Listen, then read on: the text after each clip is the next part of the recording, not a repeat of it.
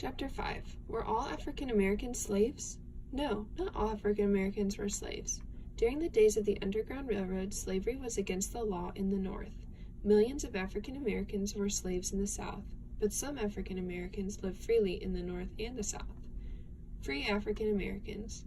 Free African Americans living in the northern states had many different jobs. They sailed on ships, they worked on farms, lived and worked in cities.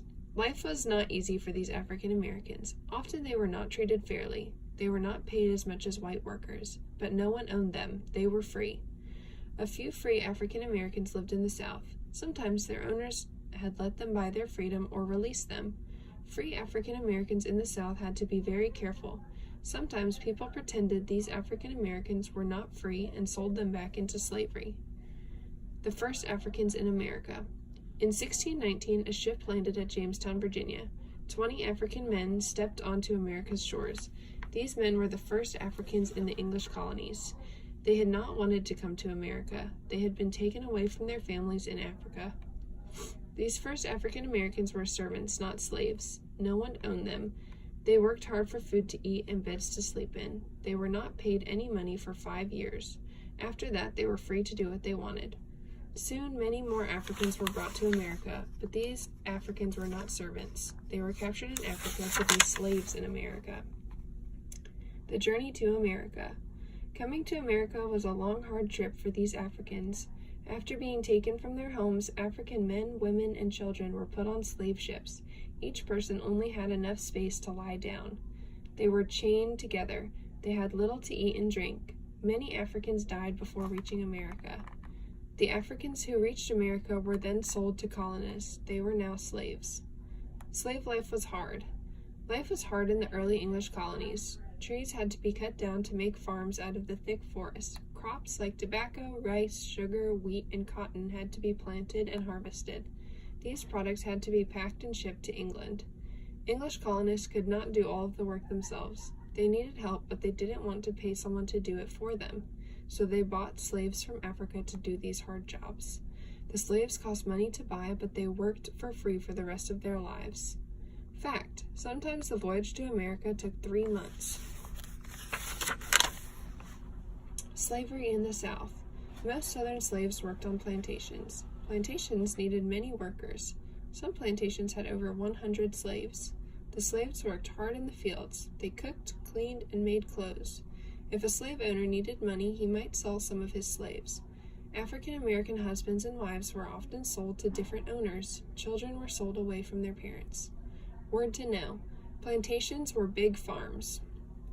The Declaration of Independence. The Declaration of Independence said that all people were equal, but Southern colonists did not think this meant that African Americans were their equals. The United States won its independence from England in 1783. Then, many northern states made slavery against the law. After 1808, a law said no more slaves could be brought to the United States from Africa, but this did not end slavery in America. African Americans born in the southern states were still slaves, and many Africans were still captured and brought to America in secret. Skilled workers. Many slaves had special skills. Some were blacksmiths, carpenters, sailors, and cooks. Others were good at making cloth and sewing clothes. Some slaves were sent by their owners to work at other plantations. Sometimes these owners gave their slaves a little of the money they had earned. Some slaves saved their own money to buy their own freedom. If they could, these free African Americans bought their wives and children, but this did not happen very often. So many brave slaves ran away on the Underground Railroad. Fact: Harriet Tubman was sent to babysit when she was only 6 years old. Chapter 6. Was the Civil War fought to end slavery? When most people think about the Civil War, they think it was about slavery. They think that the South wanted to keep slavery and the North wanted to stop it. But the Civil War was really fought to keep the United States together as one country.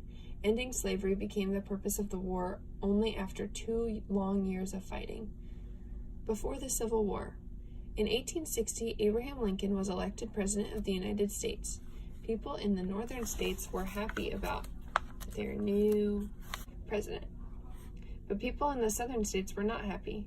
They worried that President Lincoln would put an end to slavery, even if they thought slavery was wrong.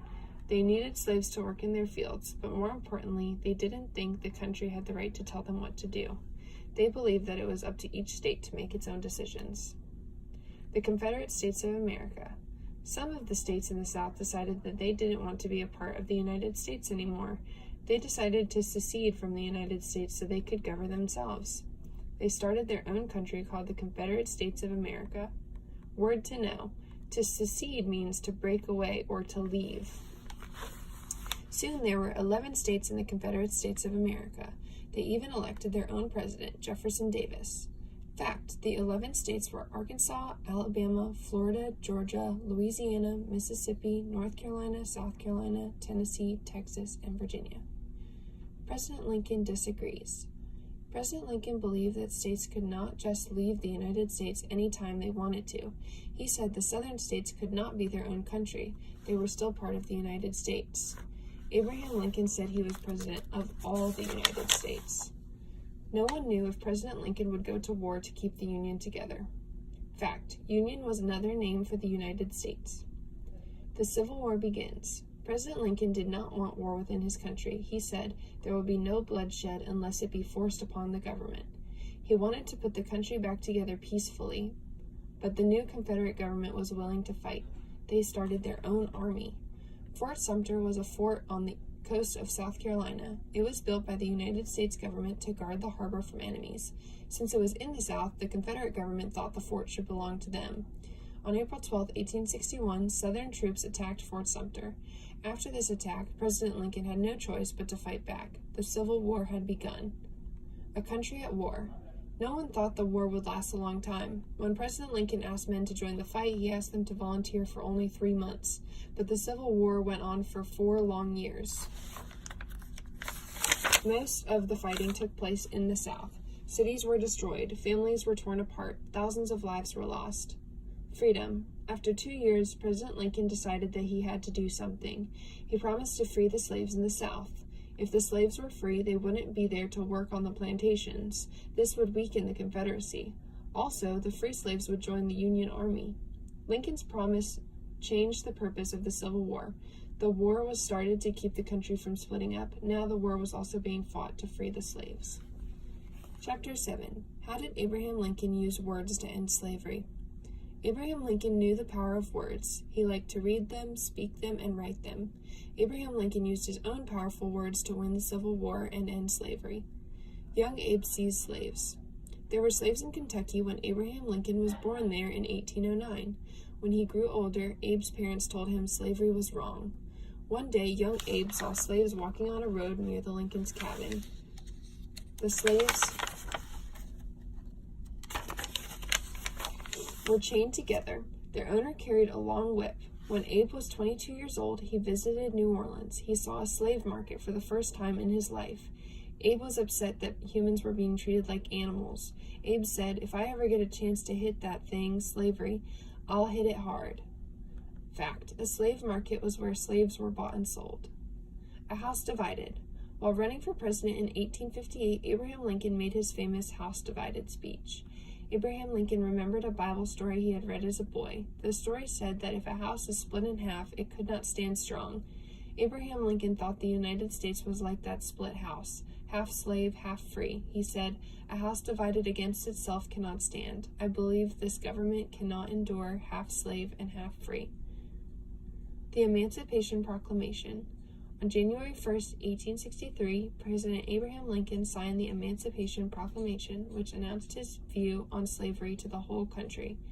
In the Emancipation Proclamation, President Lincoln wrote, "I do order and declare that all persons held as slaves shall be free." Words to know. Emancipate means to set free. Proclamation means to announce something. President Lincoln usually signed his name A. Lincoln, but he felt the Emancipation Proclamation was so important that he signed Abraham Lincoln. In July of 1863, the Union Army won an important battle at Gettysburg, Pennsylvania. During that battle, thousands of Union and Confederate soldiers died. On November 19, 1863, President Lincoln gave his famous Gettysburg Address. He spoke at the cemetery where many of the soldiers were buried. Word to know. An address means a speech. Abraham Lincoln said, "Fourscore and 7 years ago, our fathers brought forth on this continent a new nation, conceived in liberty, and dedicated to the proposition that all men are created equal." Fact: a score is 20 years, so 7 years is 87 years. The Declaration of Independence had been signed 87 years earlier. President Lincoln's speech was only 268 words long, but his powerful words made people understand that all Americans, whether white or African American, were equal. The end of slavery. In 1864, President Lincoln wrote, "I am naturally anti-slavery. If slavery is not wrong, nothing is wrong. I cannot remember when I did not think so." On January 31st, 1865, just before the Civil War ended, Congress made slavery against the law everywhere in the United States forever. Slavery had finally ended. Abraham Lincoln's powerful words had helped. President Lincoln's dreams. President Lincoln did not live long enough to enjoy his success. On April 15, 1865, President Abraham Lincoln died after being shot by John Wilkes Booth, but Abraham Lincoln's powerful words had helped his dreams come true. All of the United States were united again, and slavery had ended.